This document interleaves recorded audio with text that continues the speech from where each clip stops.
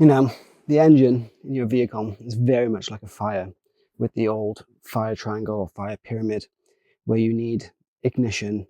In the case of an engine, you need compression, you need oxygen, and you also, like a traditional fire, need fuel. Now, if you remove any of them from the equation, your car just will not start.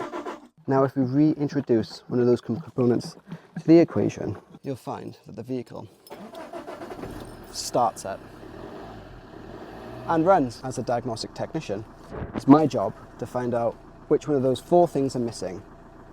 Some jobs can be quite difficult.